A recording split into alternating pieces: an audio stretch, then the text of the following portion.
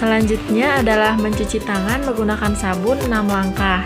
Di sini saya menyediakan 2 buah lap. Yang pertama, lap tangan, yang kedua, tisu.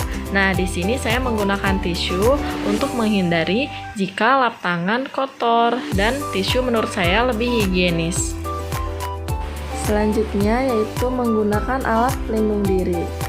APD yang saya gunakan pada pemeriksaan kali ini yaitu masker dan sarung tangan. Akan lebih baik jika ditambahkan dengan apron untuk melindungi diri dari cipratan cairan seperti urin bayi. Sekarang mari kita pindahkan bayi ke meja pemeriksaan. Angkat bayi secara hati-hati. Baringkan bayi di atas meja pemeriksaan dengan hati-hati. Pemeriksaan yang pertama dimulai dari memeriksa keadaan umum bayi. Dilihat penampilan umum, muka, melihat keseluruhan raut muka, ekspresi wajah, apakah anak menunjukkan kesakitan atau sulit bernafas. Jangan lupa lihat warna kulit. Selanjutnya kita periksa kepala, badan, dan ekstremitas bayi. Pertama-tama kita buka terlebih dahulu bedong bayi. Lakukan secara hati-hati. Setelah dibuka, kita akan melihat bagaimana proporsi kepala, badan, dan ekstremitas bayi. Apakah normal? Selanjutnya, pemeriksaan tonus otot dan tingkat aktivitas bayi. Dapat dilihat dari respon terhadap rangsangan, aktivitas fisik selama pemeriksaan, apakah bayi tenang, tegang, dan aktif. Selanjutnya, pemeriksaan warna kulit dan bibir. Dapat dilihat dari warna kulit pada saat itu apakah berwarna merah, kuning, atau pucat.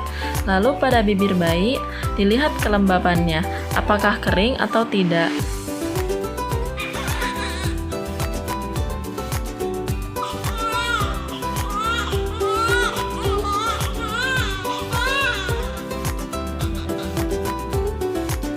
Selanjutnya, pemeriksaan tanda-tanda vital bayi.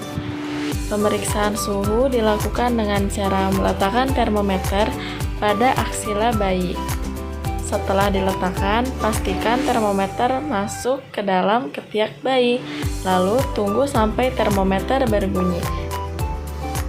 Hasil pemeriksaan suhu menunjukkan 36,6 derajat Celcius. Setelah melakukan pemeriksaan, jangan lupa untuk membersihkan kembali termometernya. Lap menggunakan tisu kering dan masukkan kembali ke dalam wadah termometer. Selanjutnya, menghitung pernapasan bayi. Caranya dengan menghitung gerakan diafragma atau gerakan abdomen. Penghitungan dilakukan selama 1 menit penuh dengan bantuan jam tangan yang ada detiknya. Selanjutnya, pemeriksaan denyut jantung dilakukan dengan cara auskultasi menggunakan stetoskop bayi. Penghitungan dilakukan selama 1 menit penuh dibantu dengan jam tangan yang ada detiknya. Memeriksa kepala bayi, mulai dari ubun-ubun, dilihat apakah ada benjolan atau cekungan pada ubun-ubun bayi. Dan meraba ubun-ubun untuk memastikan adakah benjolan atau cekungan pada ubun-ubun bayi. Pemeriksaan sutura dan molase. Dilihat apakah ada sutura yang menumpuk atau molase pada kepala bayi. Raba bagian kepala, khususnya pada bagian molase, untuk melihat seberapa besar derajat molase yang terjadi pada kepala bayi.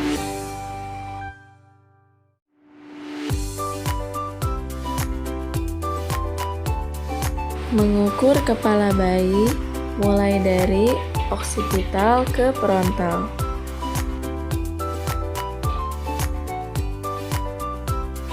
Pemeriksaan mata bayi memperhatikan tanda-tanda infeksi seperti pus, struktur mata, ukuran simetris atau tidaknya, dan perhatikan jarak kedua mata. Memeriksa sklera dan konjungtiva mata bayi dilakukan dengan cara membuka mata bayi menggunakan jari. Buka mata bayi secara hati-hati.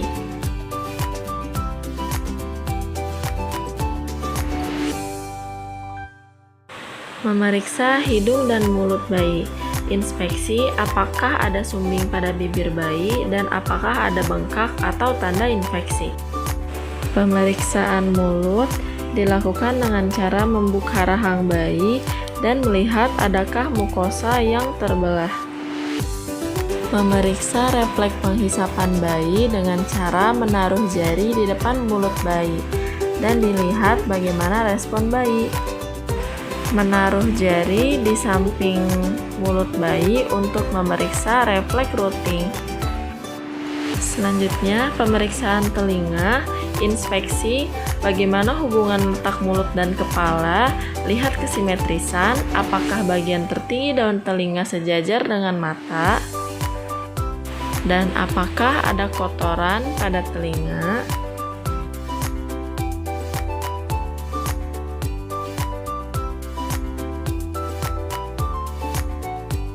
Lalu dipalpasi, tekan dari dalam telinga keluar untuk dilihat apakah ada benjolan atau cacat. Memeriksa leher bayi, dilihat apakah ada pembengkakan, apakah ada pembesaran vena jugularis.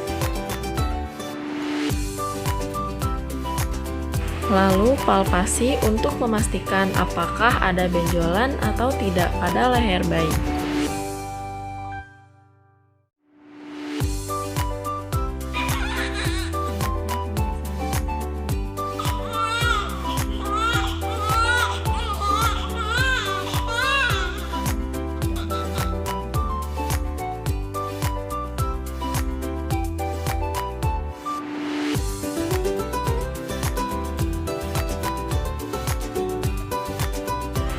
Pada saat pemeriksaan abdomen, kita akan melihat bagaimana bentuk dada bayi, lalu memperhatikan apakah dada bayi simetris atau tidak, dan dilihat penonjolan, apakah ada penonjolan pada area umbilikal bayi. Kita lihat dengan seksama, jangan sampai ada area yang luput dari penglihatan kita. Jangan lupa untuk memeriksa perdarahan pada umbilikal bayi. Kita harus membuka kain kasa untuk melihat perdarahan pada umbilikal bayi. Selanjutnya, perabaan bagian abdomen untuk melihat pembesaran hati. Dilakukan dengan cara tangan kiri berada di bawah punggung bayi bagian kanan, sedangkan dua jari tangan kanan menyusuri abdomen dari bagian bawah ke atas.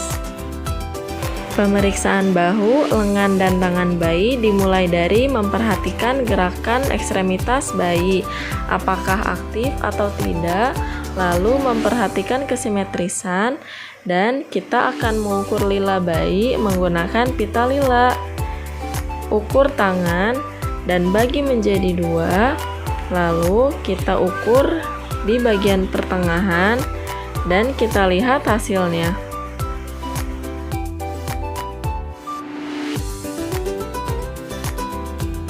Pemeriksaan refleks menggenggam dilakukan dengan cara menaruh jari di atas telapak tangan bayi dan lihat respon tangan bayi. Pemeriksaan genitalia laki-laki dilakukan dengan cara melihat kesimetrisan, ukuran penis, lihat skrotum bayi, pastikan apakah testis sudah turun, perhatikan adanya lubang uretra.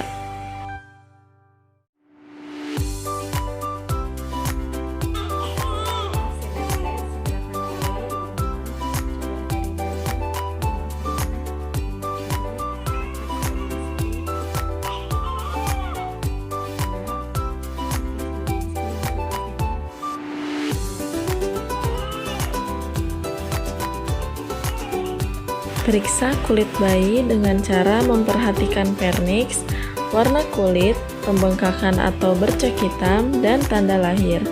Di sini kita perhatikan jangan sampai ada yang terlewat dari pemeriksaan kita. Lakukan secara sistematis.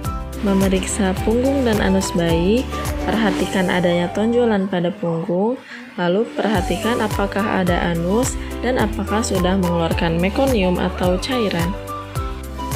Punggung bayi perlu diraba untuk memastikan apakah punggung bayi benar-benar tidak ada tonjolannya. Persiapan menimbang berat badan bayi. Pastikan melepas seluruh pakaian bayi dan beri bayi alas serta bantal. Saat mengukur tinggi bayi, kita harus sabar dalam meluruskan kaki bayi agar kaki bayi tidak cedera.